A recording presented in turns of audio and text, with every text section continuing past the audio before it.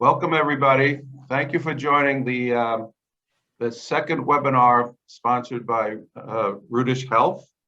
Our first webinar several months ago, we had three wonderful and renowned hospital CEOs from around the country speaking about the aftermath, hopefully it's totally in the rearview mirror soon, of COVID. And today we have three very, very accomplished venture capitalists who I will introduce in a minute. Rudish Health, which I started about 6 or 7 years ago, just under 7 years ago, is focused on a mission of helping healthcare organizations and the people that work in those organizations. And to the extent that we put on webinars, it's for that same purpose. And so the hospital folks obviously were involved with healthcare, as are these three venture funds. We help people by, Rudish Health does, by the work that we do in the executive search and interim management business. That's one major thing we do. And another major thing we do is work with startup companies to help them be all they can be, to grow and thrive in the new world. And ergo, the very significant interest in having these three gentlemen from these venture companies speak with us today. So I was told to always say that this webinar is being recorded. So if you have any issues with that, you should please connect at this time. I will also now say that these three gentlemen are longtime friends of mine. I don't want to say how long, but for many, many years. And for many of those years, I was working in the big company arena. And if you've heard the comments that it's very hard to be innovative in big, structured, monolithic companies, which it's not 100% true, but it's very true. And in the last 6 or 7 years that I've been out working with the startup companies, portfolio companies, call you what you will, it's just been an eye-opener for me to see what are the opportunities that are existing. And I do say to myself intermittently, boy, I wish I was 20 years younger, so that the word platform meant something to me other than a platform diving, which it did to me back in the day. And that there was technology enablement like there is today, back when I was a slightly younger person, because the opportunities are enormous. The opportunities in healthcare to be helpful are enormous. And when you hear some of the things that these three gentlemen will share with you today, you will understand most specifically what I'm talking about. So what I have suggested to them is that they're clearly experts in this field, but I would like them to introduce themselves. I'll tell you their names, and then I'm going to let them go and introduce themselves. And none of the three of them started off in the venture business, so they've migrated to that.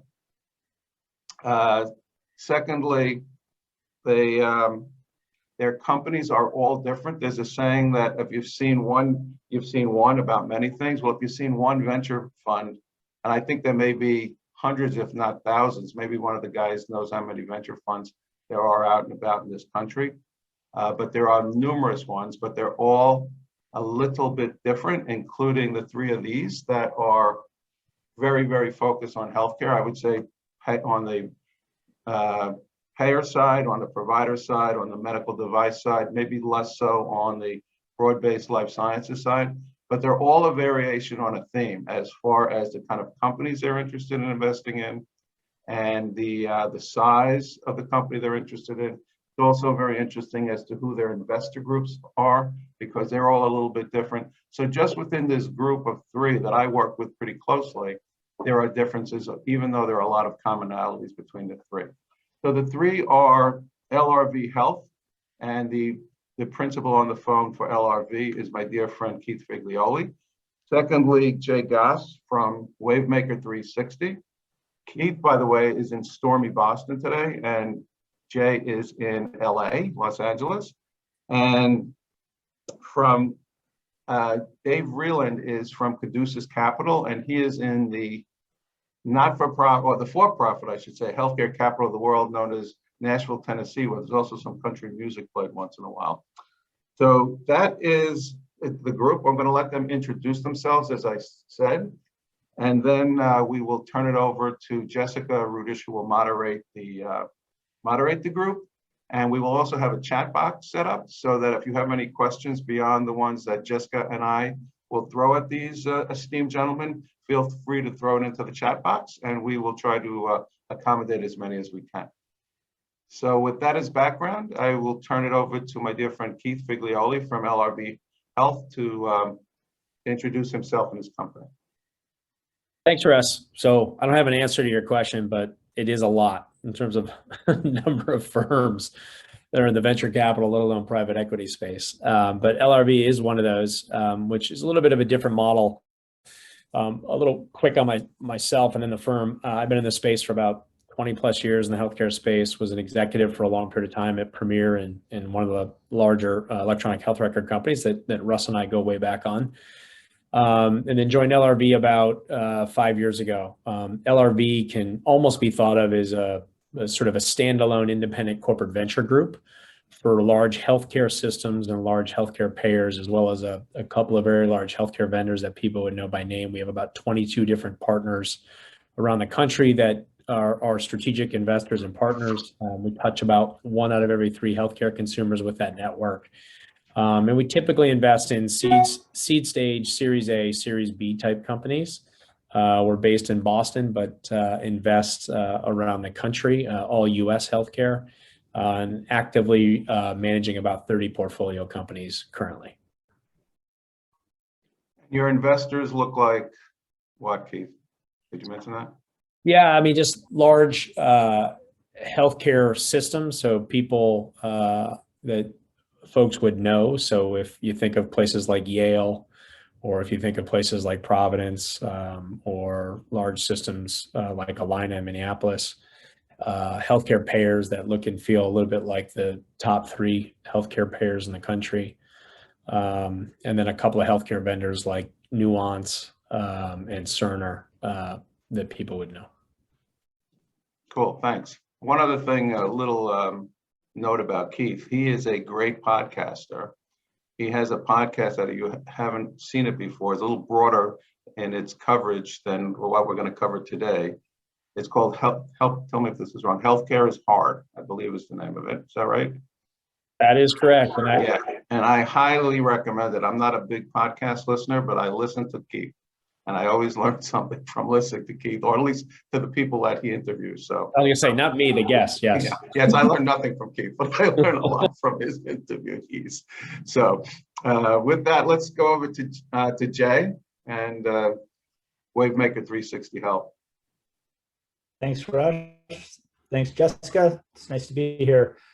Yeah, so I'm with Wavemaker 360 Health. We're the ones in Los Angeles, and Russ, you asked for a migration path. So my migration path into starting Wavemaker 360 Health, which I started in 2017, comes almost entirely from the entrepreneurial side of the equation. So I'm involved with startup after startup after startup from my mid-20s until just before I started this fund, which was a very good formula because I was lucky enough to start the fund with John Knackel. Probably some of you on the phone know he ran the global healthcare practice for Ernst & Young, and that gave us great reach and depth in the healthcare industry. But to Russ's opening comments, the big organizations aren't always the ones that are the most entrepreneurial. So we were good yin and yang. I brought sort of the entrepreneurial and innovative side, having worked with more than 30 different startups before I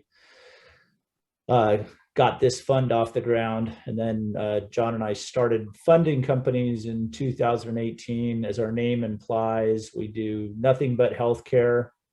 So we start with a very generous or liberal definition of what it means to be a healthcare company. We actually then subtract out or extract biopharma. So that's the one area of healthcare that our fund doesn't touch. But otherwise, we look at everything under the healthcare sun. We play very specifically at the seed stage, whereas Keith is doing seed, Series A, Series B. We're really writing Series seed checks, and then we will follow on at the Series A. We, at this point, have 40 companies in our portfolio over almost 3 years on the button now. We'll turn 3 years in July. So we invest in about one company a month. And probably similar to Keith's story, probably one of the most exciting parts of or differentiating facets of our fund are our LPs. Today, about 2/3 of our investors are either corporates, institutional, or individual investors coming out of the healthcare arena. So we very much play that card as heavy as we can, and we do so to the benefit of the companies that we invest in, because just about every company in our portfolio, in one way or multiple ways, are getting helped by the limited partners of Wavemaker 360. These men and women run many of the academic medical centers, many of the hospitals, many of the health systems, post-acute on the payer side. So we're very well-rounded in our ability to invest in a company, but then gain an unfair advantage by having our limited partners jump in and help these early stage companies that at the point we're investing, they very much need that first break or that first contract or that first pilot. So we've become more and more skilled at being able to make that magic happen. That's us. Super. Now, so Jay, you said you invested in about 40 so far. Is that what you said, 40 companies? Yep. How many do you look at to come up with 40 that you actually invest in? Is it 400? Is it more than that? No, much more. The last time we ran an analysis when we were at 30, it was 900 to get to 30. Wow. Yeah. Okay. So we're really looking at, and at this stage, you kind of have to do that because you're looking at a lot of comparatively immature companies who are just, what we like to say, they're just getting out of the proverbial garage. They have a product and a technology or a service. They don't necessarily even have revenue. If it's a medical device, they might not be through their FDA process yet or their FDA journey. So you have to take a lot of meetings to find the good ones, and then you have to take more meetings to distill from good to great. Mm-hmm. Thanks. One last thing before I turn it over to Dave is you mentioned John Knackel, and when you said that, it made me think of a football analogy. So for those of you who like football, very often there's talk about a coach and the tree and the branches that the coach develops. So Bill Belichick came from Bill Parcells, and now he's got this giant bunch of folks underneath him, right? And I think the same is probably true of, I don't follow college football that much, but the Saban probably has a tree too, Nick Saban. Well, John Knackel has a big damn tree. All sorts of financial people, including 3 of the people on the phone here. So, and maybe when you think about my job from a fundraising perspective, when you run the global healthcare practice of Ernst & Young, what that equates to is an awful lot of our early investors were ex-Ernst & Young partners and ex or current Ernst & Young clients. So it's a real advantage to the fund, especially when we're starting off, to be able to tap that kind of big EY network. Yeah, and there are 2 of us from that vintage. And I'll turn it to one of them now, Dave Vreeland, to talk about That's right. Caduceus Capital Partners. Thanks, Russ. Thanks, Jessica, and also my colleagues as well. It's good to be on the panel with Keith and Jay. As Russ alluded to, and Jay touched on as well. Started out with Ernst & Young in the '90s in Chicago. Matter of fact, my partner Scott Colasar was one of my first bosses back in those days. I left EY in the early 2000s, moved down here to Nashville. We've been here about 20 years now. And I started a company called Cumberland Consulting Group, which was kind of our take on healthcare IT consulting back in the early 2000s. Got very good on it, very fortunate on timing with respect to the High Tech Act. Came along in 2009, and our business really exploded. Grew a lot in 9, 10, and 11, and we sold a big chunk of that business to a private equity firm called Tailwind Capital at the end of 2011. They've subsequently sold the business again, sold to Tegria, which is a division of Providence Healthcare, which gives you some idea of what's going on today in the industry. Providence started Tegria just as recently as last October, and I believe Cumberland was purchased from Tailwind. It was their 10th deal in about 6 months' time. So a lot of change, a lot of focus on innovation going on in our industry today. Caduceus Capital Partners is likely to be my last job and Scott Colasar's last job. We are raising our second fund. We're raising $100 million this year. Our focus is exclusively on what we call early stage digital health companies. For us, that's limited to payer and provider software as a service, business to business solutions. We always tell folks that we invest in great ideas started by good people and we catch them at low valuation. So, similar to what Keith and Jay talked on, we try to get our businesses in really great growth opportunity areas. They can range fairly broadly. We've got a pretty specific thesis about what we think the next 4 or 5 years is going to do.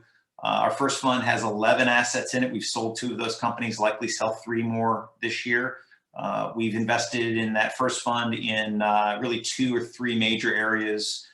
We placed some bets in 2016 on telehealth and remote patient monitoring, as well as the software marketplace surrounding ambulatory surgery centers. For our new fund, a new set of focuses, but great opportunities, we believe, in the next decade or so in early stage digital health. Most of our investors are health systems, are large hospital operators or payers or both. And then we also have a fairly good smattering of high net worth individuals and family offices. Nothing really institutional other than the health system organizations. And as we were chatting kind of before the call, I think what we're finding in the marketplace is that the mid-sized hospital operators are really interested in being more involved in innovation nationally, even if they have an inside-out focused innovation capability. And so as a result of that, our new fund is going to be supported by what we're calling a Health System Innovation Council, which will give those organizations who invest in our fund an opportunity to interact with one another and collaborate on innovation and what they're seeing in the marketplace. So that's us this year. So all 3, I mean, the bulk of the people or organizations that invest in you, I would deem and categorize as smart money, right? People that really want to take advantage of what's going on with you and other of the investors in your funds. So that's not 100% true around the rest of the world, but it's very, very significant here. I think something to be pointed out. Great. Well, thank you again, 3 of you, for taking the time. Thanks for doing the intro. And now I'll turn it over to Jessica to start asking you some really, really hard questions. Well, hi, everyone. Keith, I'm going to go ahead and start with you. Just based on the intros, it's clear that this space is hotter than ever, and it's pretty apparent that VC is going to play an increasingly large role in healthcare. Tell me a little bit about why you think that is and what that looks like. Yeah, I mean, I think, as we all of us are veterans of the space, I think digital transformation is finally catching up to healthcare. And so what I mean by that is I often equate digital transformation in healthcare similar to retail. So a lot of industries have been blown up, and some have been blown up very quickly. Others have been blown up very slowly because of the quasi-public private good that healthcare is. It is going to be slow, and it has been slow. And so the point about retail is, if you think about retail back in the early days of e-commerce, you would walk into a Best Buy with a package that you bought from bestbuy.com, and the people would look at you like you were crazy. Like, you can't return that to an actual retail store. And so finally, we can do that in the modern age, the last number of years, where we've had integrated workflows between online digital commerce and in-person commerce. Because of the way healthcare is made up from a regulatory standpoint, let alone what happens in person versus what's starting to happen digitally, which we saw in spades over the pandemic, I think we're going to have this same slow transition in healthcare that we've seen in retail for the better part of the last decade or two since the coming wave of the internet. And because of that, everybody, LRV is a perfect example. LRV started in 2000. So, right, our first fund was right at the probably the hardest time to ever start a venture capital fund, which was the year 2000, which was some of the worst vintages of any venture capital firms in the history of venture capital. And, we were first money in Phreesia, we were first money in Get Well Network, we were first money in Medventive, for people that know that name, that came out of Mass General here in Boston. It's now a big part of Change Healthcare. We've been doing this for a really long time. But to the heart of your question, everybody is looking at 20% of GDP now and this kind of idea of digital transformation and going gangbusters. So Russ's first point about, like, one of the hardest things to do in life, I think, is actually to try to name a venture capital firm, because there is so many firms vying for all of this sort of space now, and the cat's out of the bag, and the pandemic only put that on steroids. So to me, I think it's a little bit of catch up, because we've always been in arrears on technology and healthcare, and a little bit of people realizing that we have this unbelievable amount of money being thrown at healthcare. And I'd say the last thing I would say is, up until the pandemic, as all of us have been around this for a long time, we've never seen a downturn in labor. I mean, the most ironic part about healthcare and investing in digital health and healthcare is there's no real ROI case yet. So that's the biggest misnomer still, which is, until the pandemic, which had to kill that up and to the right sort of labor trend in all of our communities that are so important to all of our communities, meaning healthcare labor, we still are searching for the ROI in all of this money. So I think everybody is still betting on a promise that we're going to really see. A lot of investors have seen returns, starting to see returns, like we've seen IORA trade in the last couple of weeks, One Medical go public, Village, a bunch of others that are earlier investments. But end of the day, show me, broad scale ROI on a lot of this investment stuff. It's a lot of, we got a lot of momentum going. I think we still have a lot of work to do to satisfy the idea that we're going to really truly bend the cost curve. Yeah, and also tell me if this plays into it. And I'll just say the government funds half of healthcare on the provider side, right? Between Medicare and Medicaid. I mean, what they're going to, telehealth was the prime example when it's been around for, I don't know, decades, but a long time. And nobody used it because nobody got paid for it, right? And so now everybody's using it. We'll see how long they get paid. But I guess that would play into you as well. Which of the companies behind you are going to have a revenue stream that is a recurring, ongoing revenue stream, right? Then that must be a risk factor that you look into when you evaluate these companies, correct? Yeah, and I think that's a big part of your point, Russ, about smart money. And I don't mean it flippantly, but people that have been around for many, many years understand how slow things change, and understand also, where reimbursement strategy plays into all of this. So you look at the pandemic and you look at the 100, I think it's 126 or 140 reimbursement public health waivers that took place, 1115 waivers that took place. Everybody is betting right now what happens, when we're getting to the end of this, in theory, the end of this public health emergency. What does that mean for telehealth? So telehealth visits in the beginning of the pandemic were 60, 70% of all visits, have now floated down to 15 to 20%. Is that a holding pattern? And then is that rural reimbursement strategy before the pandemic that got paid a pretty good slug, is that going to be omnipresent? So what a lot of people don't realize in telehealth is most of the telehealth visits had to be on site. So it had to be on site of care, couldn't be in someone's home until a lot of those waivers took place during the pandemic. That there's still no ruling on that. And MedPAC, who does a lot of work, as you guys know, for CMS policy, there's a huge debate about pricing parity between an on-site visit and a telehealth visit, let alone who gives it over cross-border.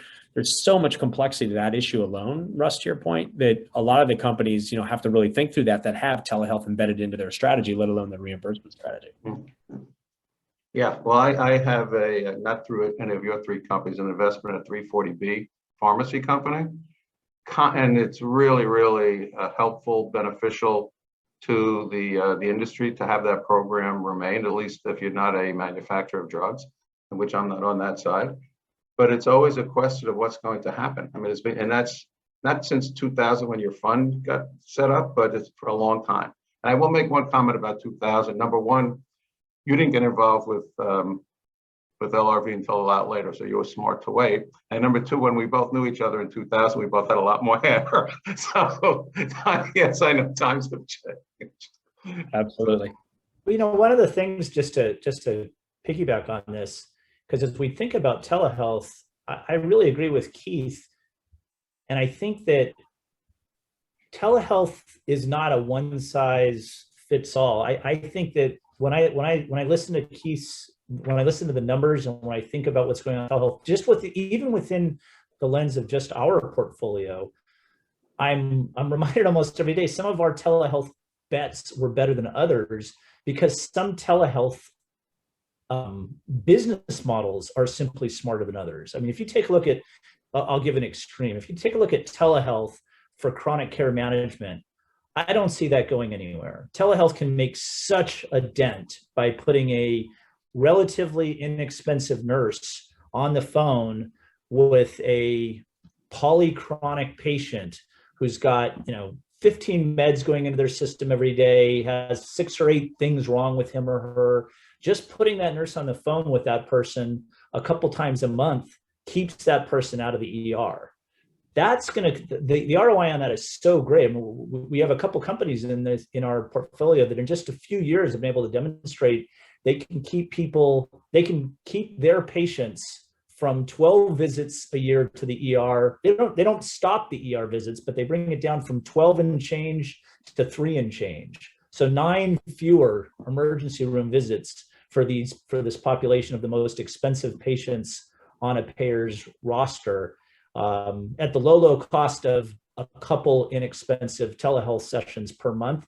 Those kind of telehealth things are going to continue to stay and continue to get paid because the ROI is so good.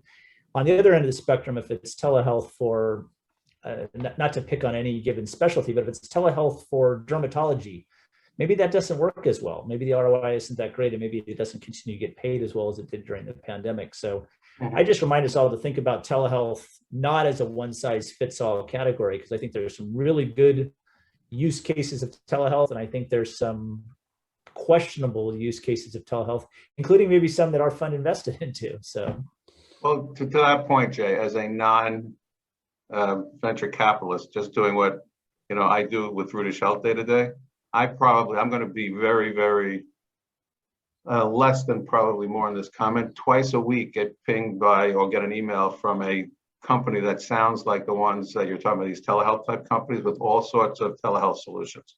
Many of them have to do with spells of illness and helping people hospital to home, but all over the place. And how to separate the wheat from the chaff is not crystal clear to me. I want to go back to the chat box for a minute because 1 or 2 questions came in. One that you answered, Jay, right? But from Steve Weiland. He asked also to you, Keith, can you just tell him a little more about the size of, if you're still there, of the LRV funds? Yeah, we're in the 150 million range. Right. Thank you. And then one other question that came in is, well, let me hold this. Let me go back to Jessica and let her ask. Well, I think we've been having a really good conversation, and I wanted to ask Dave if he had anything that he wanted to add kind of on the train that we were just talking. I do, yeah, and I think to the latest question in the chat too, what are the most challenging areas of digital health? I think in this industry, I mean, Keith touched on this. I mean, the United States gross domestic product is close to $24 trillion a year now. Healthcare is about 20% of that. It really is the last 20% of the US economy that hasn't been dramatically impacted by the tech titans. I think from my perspective and the way that we look at the world, I think it's just a matter of time before they start to encroach on that area. And I think the most likely way that that'll happen will be one of the large tech operators. As a thought experiment, think about Amazon and its 175 million Prime members. If Amazon decides to offer Amazon Prime health insurance to its 175 million members, you could see a dramatic change in the way that the health insurance industry operates today. Let's say they offer that at 30 or 40% less than you're paying today through your employer, and it's obviously totally portable.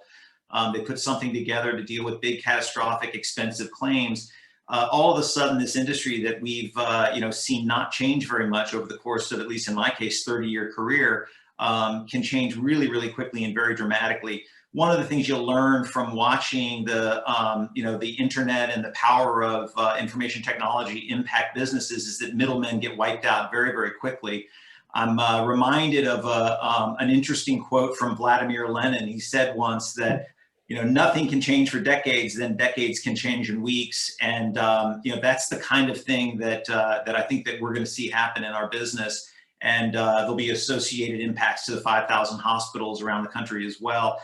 Those are some of the areas where we're placing bets. And we think that this is likely the decade. I guess the way I look at you can't look at the COVID-19 crisis as anything other than a catalyst for a lot of the technologies we've been talking about, telehealth, remote patient monitoring, these kinds of things.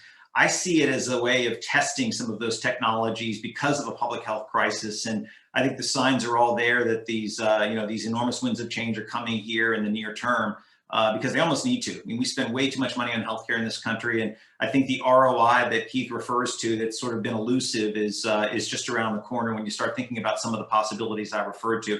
The idea that we, half of us have our health insurance through the federal government, through Medicare and Medicaid, and the other half have it through employers is simply an accident of history. There's no structure to that system in the United States. It's largely as a result of World War II wage controls that forced employers to begin to compete on benefits. And we just haven't changed since then.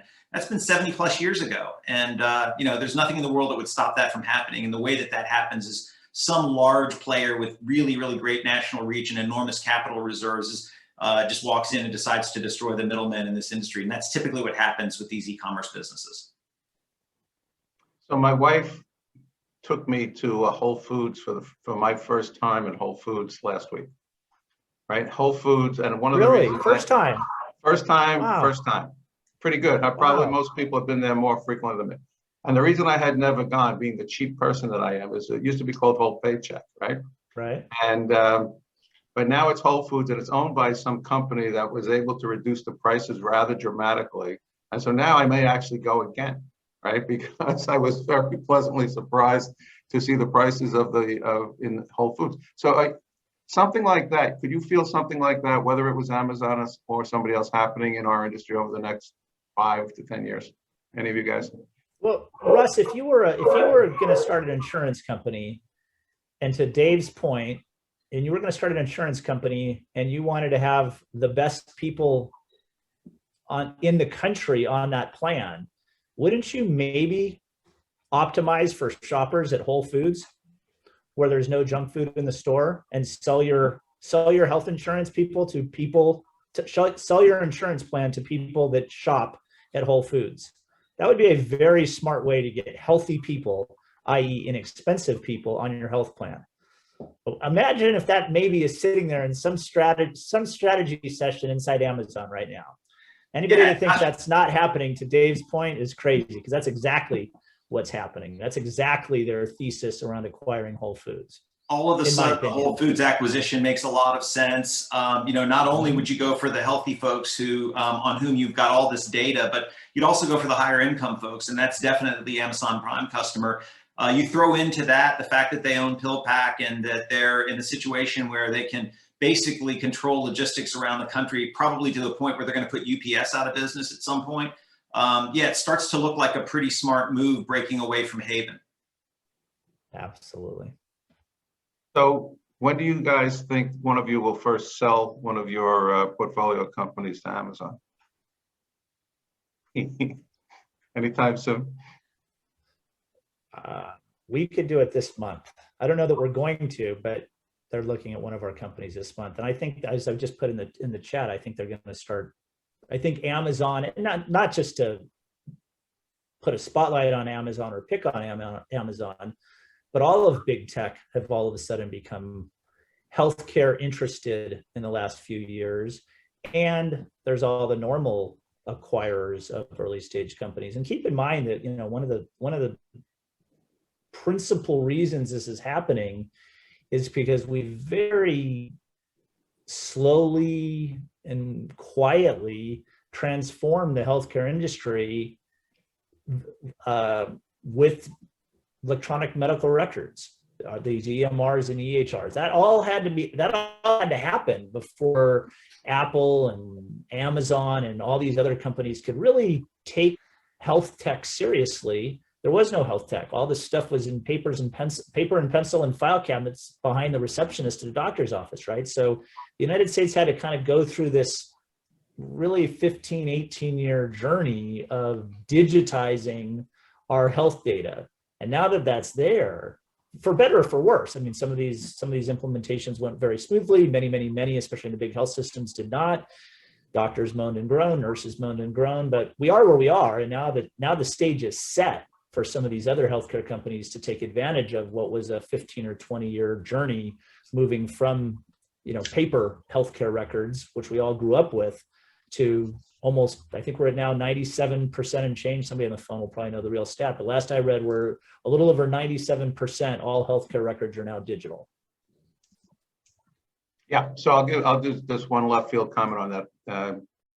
So do you know the only industry where more than 90% of the connections between the consumer and the, I'll use hospital in this case to make it clear, and the hospital is done by a telephone versus email?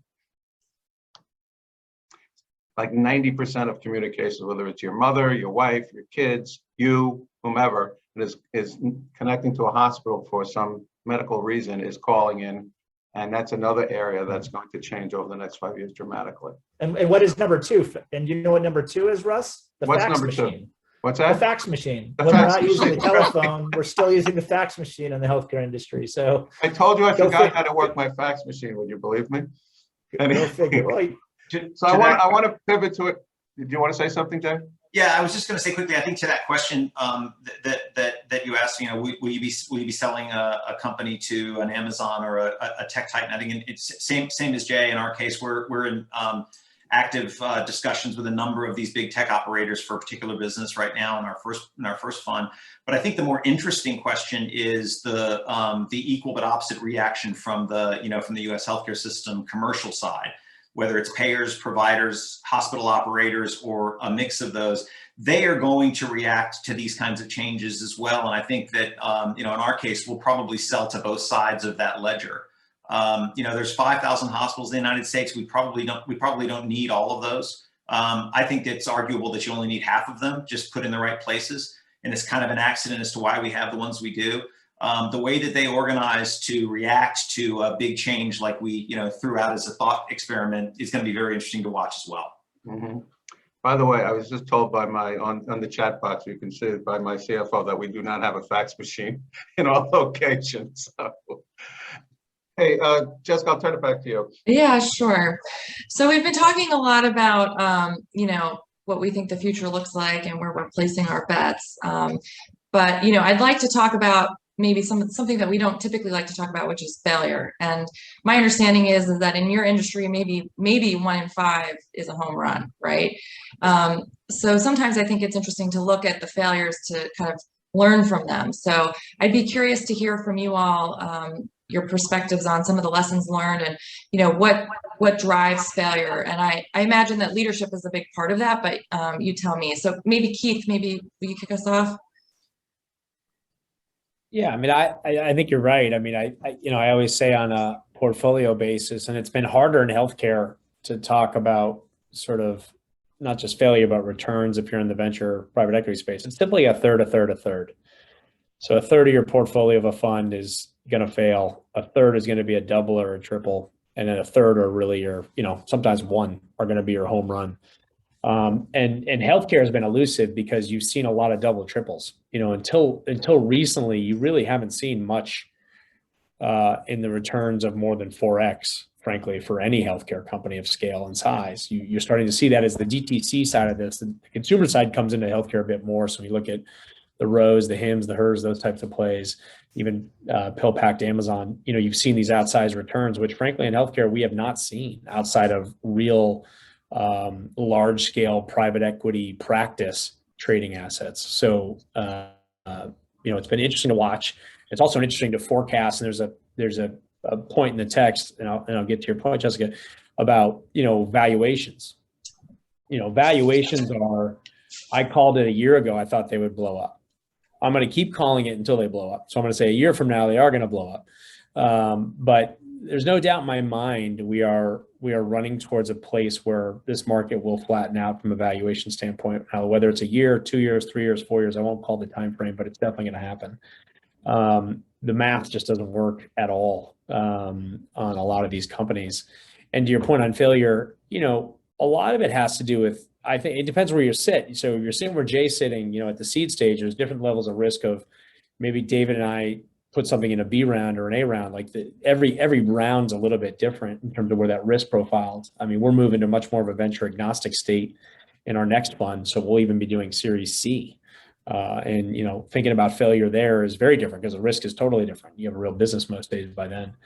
But the failures that we see early, typically to your point, Jessica, are leadership. I'd also say just like more so in healthcare. I think unit economic analysis is a big term in venture, but it's a really important term in healthcare investing.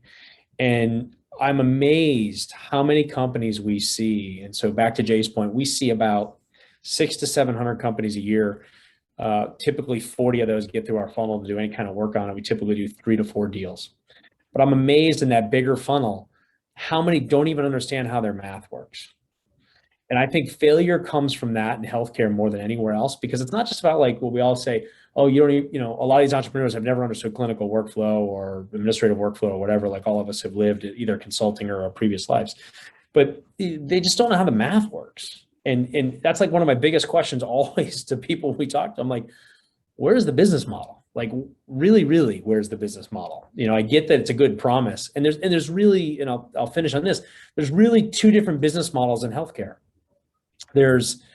You are creating a new revenue stream that doesn't exist, which is really, really hard. So like we have companies that are, so clearly on my, I don't know what's my right or my left shoulder, but clearly, which is a newer investment for us in cardiology, they're creating a whole new way to do preventative care. And they're going to need reimbursement codes. They're going to need all sorts of, and it's a huge play, but it's going to take a long time to play out. We'll see if it plays out that way. And we've got a great team in front of it. Comparatively to someone on my other shoulder, I'll move the other way. Can't move, which is in the middle of my thing, IntelliCare, which is a staffing platform, a digitally enabled staffing platform. That's a gigantic per diem nurse market that exists today. And all they're doing is redirecting that money into a much better mousetrap. In healthcare, I prefer the latter personally, from an investment standpoint, because a lot of times on the former, trying to create those new revenue streams, you have a lot of failures because it's really hard to create those new things. So that's the stuff that we think about a lot. I'll go next. I think one of the things, just to comment on Keith's remark about valuations, valuations are getting crazy, or particularly coastal valuations. Companies started in Silicon Valley or Silicon Alley. And I think part of that is across the country, we're seeing inflation in just about every area. And that's what happens when you inject $10 trillion into an economy, a $22 trillion economy in, about a year's time. I think that's a big part of what we're seeing as well. In terms of our experience, I typically classify failures from 2 perspectives, assuming you've got a great idea. One is execution, and that's another way of saying leadership. And just, being able to take that great idea and really turn it into a business is hard. And then the second one we see a lot in this world, particularly in healthcare, when people are trying to kind of call a change in this gigantic industry. And that is just what, you're in the market too early for the idea that you have. Would have been smarter 5 years down the line kind of thing. And I think that's one of the hardest things in the world to predict. I know when we started Cumberland, a big part of the bet for Cumberland was that sooner or later, this gigantic industry in the United States was going to reach a tipping point of automation. Not sure what was going to cause it. But you can only go so far when that doesn't happen. And that was the whole basis of your business plan. So we see that a lot. Is it fair to say that a seed company like Dave's company would be more out front on something like that, and you'd want to see more reality, Dave and Keith, or no?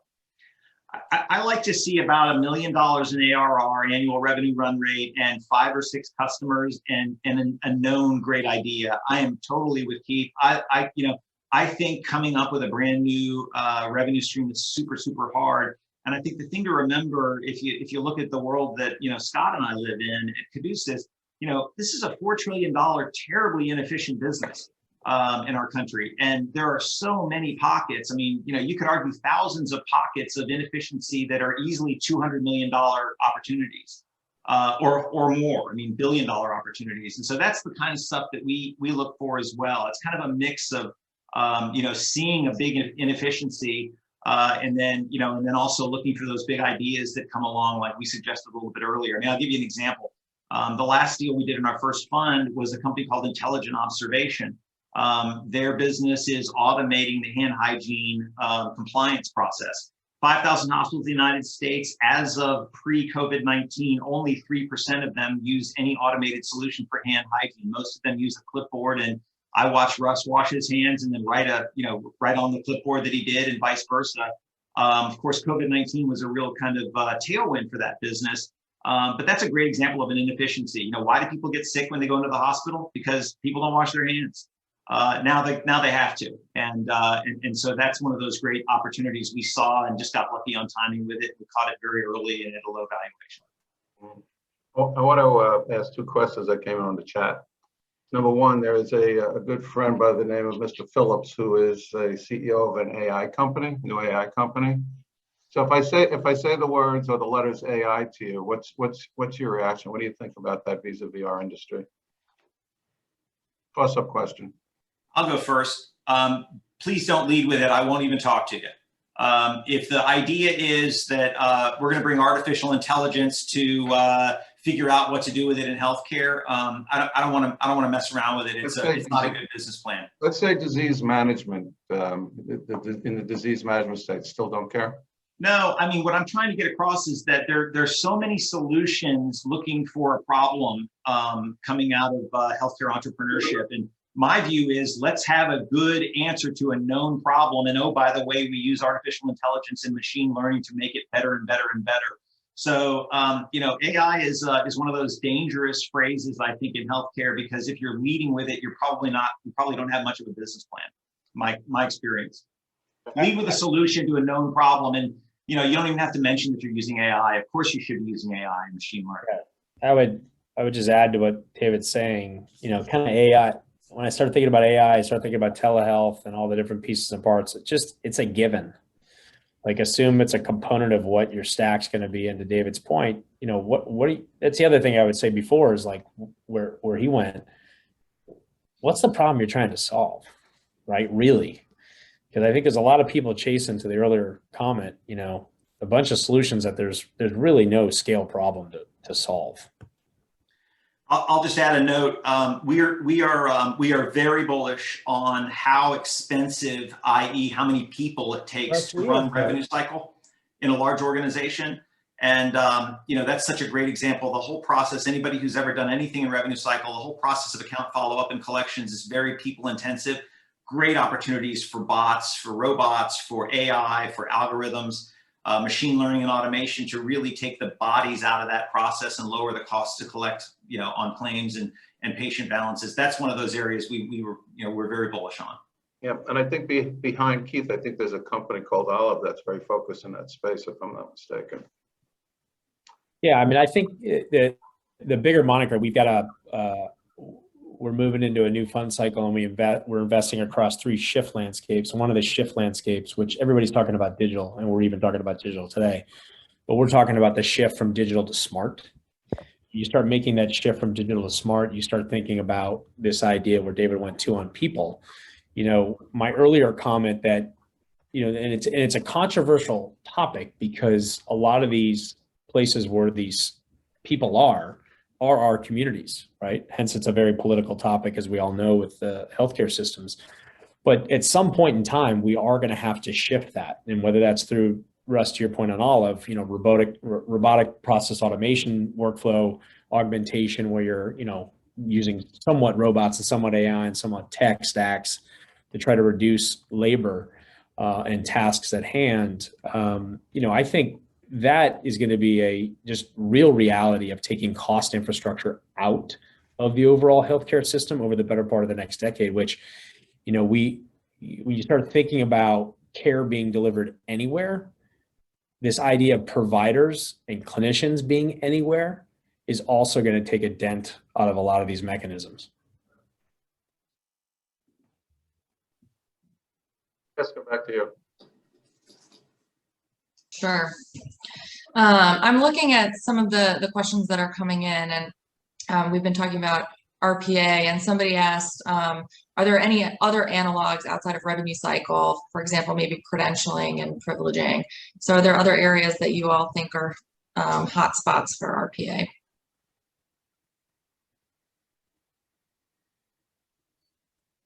Yeah, my first go-to on a question like that is just look at any middleman player in the business, and that's just a great opportunity to take piece of the profit margin away from something that's people intensive and use automation to do that. And there's lots and lots and lots of middlemen that really don't add a lot of value in the healthcare industry. I mean, the most famous and easiest one is PBMs. I think that that's an industry that's going to disappear. It's going to be replaced largely by algorithms. My favorite one, probably because it kills two birds with one stone. Speaking to Dave's middleman theory, is the scribe. There can't be a doctor or a nurse in America that loves that part of their job. Having the patient encounter and then typing in their notes, or waiting until the end of their shift and typing in the notes for the 30 or 40 or 50 patient encounters they had. That's one of the things that we don't like about the EMR. We're getting very close, whether it's Google doing it or a company portfolio called Deep Scribe, where we can just listen in to the natural conversation between the patient and the clinician, and the machine can construct that note. It doesn't take the scribe following the doctor around, or the doctor doing it at the end of his or her shift. We love that because it gets that middleman out of the equation, which for a lot of places is a human scribe. And number two, we dramatically improve the quality of the job life of the clinician by not having to type in 3 or 4 or 5 paragraphs after every single doctor-patient encounter. Well, I'm going to go back to the chat box. So all of our prepared questions we've thrown to the curb. So Hamish, who's a good friend, he likes to play games and he wants to know about gamification, right? So is that something that you think is I mean, I've seen several, if not a lot of companies that we're going to have a game so that you can take your meds and that kind of thing. Any reactions to those kind of companies, for better or for worse? We're actually seeing most of the gamification playing out in training, believe it or not. We're seeing a lot of training companies that are taking a lot of former game developers and some very sophisticated ones to how do you rethink training, VR, AR, et cetera. And I think you're going to see more of that, not less. I think on the health and wellness side, still a tough category.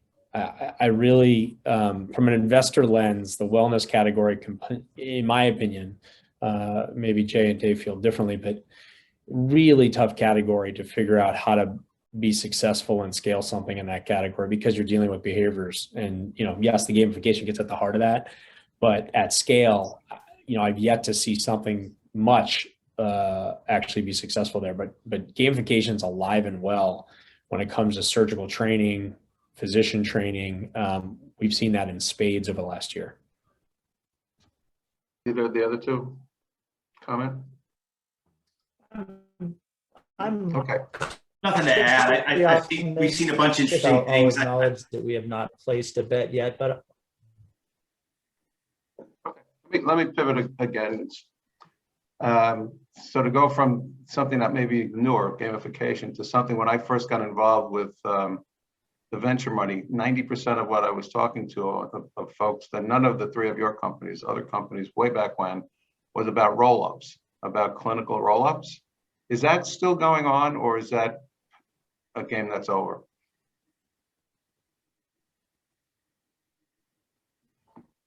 I think the biggest, the funny thing about the digital health investing, I find, is back to this 4x return profile.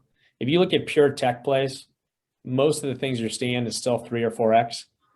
If you look at what Iora just traded at, if you look at what One Medical trades at, they're all outsized returns. So I think, this idea of what we say, re-envisioning a provider, re-envisioning a payer, and re-envisioning the combination of those two is actually where the outsized returns will continue to be. It's why the smart, really, really smart money, the big money, private equity guys, that's where they spend all their time. They spend all their time where the money's flowing, where the cash flow is really flowing, back to this idea of money flowing down and not having to redirect and recreate new revenue streams. So I personally, Russ, I don't think that's ever going to change. I think, reimagining all that, trading that, consolidating that, we're going to see more and more of that. What I think is going to be interesting, and I thought Dave was going down this road a little earlier, which is when you start thinking about who the buyers are going to be of some of these companies, what you should stay attuned to is it won't just be the Google, Amazon. There was a comment earlier about Cerner being looked at by Google, Amazon, et cetera. Those are true rumors. What happens when a Providence, an Ascension, and others, I'm not saying this is happening because it's too expensive now, but what if they buy a One Medical? What if they buy a TIA in women's health? I think that's what we're going to start seeing. You're going to start seeing the same thing that's happened with sort of flat commodity MD Live type players and Amwell, et cetera, MD Live getting bought by Cigna.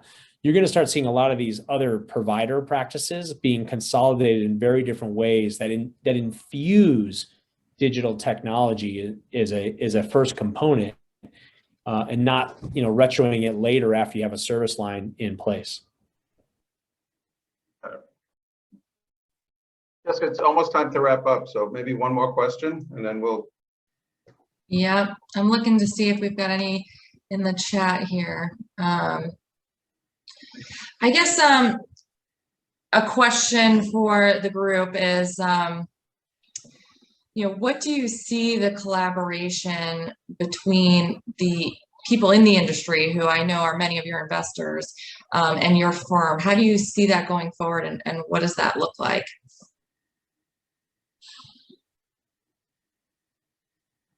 From our fund's perspective, and I want to double click on something that Russ said, which is I find so refreshing, but for the audience's perspective, really rare to have three funds that are so focused and capable of supporting the companies they invest in. Most venture funds aren't like the three that are up on this Zoom. They're large bank accounts, they deploy capital, they join boards, but they're not truly strategically valuable to the companies they invest in, and mostly because they invest across many, many different industries. The three of us are strategically involved with the companies we invest in, and we're 100% focused on healthcare. But for us, it's just it's not a very sexy answer. It's just getting our companies in front of the healthcare institutions that our investors come out of. And it's just a lot of manual matchmaking. We invest in a company that's doing telehealth for X.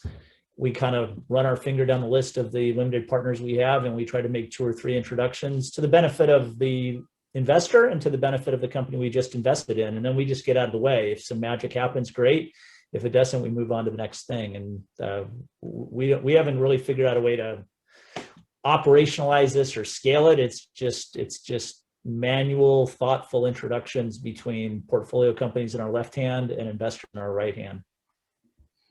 In our case, we really tried to respond to our first handful of health system investors and build a capability within the fund structure that is much more structured collaboration between and among those investors who happen to be either payers or providers. And I think we're going to see that grow and be a much more kind of structured part of our organization going forward. I mean, we're gonna have staff assigned to something along those lines, because I think a lot of the investors from the health system side and health plan side, in our case, are want to make sure that they don't miss anything in the marketplace, and they want to be able to talk to and collaborate with a number of others along the way. So all the same stuff that Jay's fund is doing, for sure, we do that, but we've also kind of just responded to a request from our health system investors that they want to be able to talk to their colleagues in a 10 to 15, but not 50 to 100 kind of structured group, and we're trying to provide that to them. Yeah. Well, we're unfortunately going to have to leave it there. We're at the top of the hour. I want to thank our 3 wonderful panelists. I do want to leave off with what Jay said, that they are not totally unique, but very, very, very differentiated in the fact that they have smart money, they have individuals in the healthcare space, they have companies in the healthcare space, or they're predominant investors, and that work with them to incubate things, to evaluate things being companies. And it's been very refreshing and very rewarding to work with all 3 of these guys and their venture fund. So I thank you all and enjoy the rest of your day. Thanks, Russ. Thanks, Jessica. See you guys. Thanks, everybody.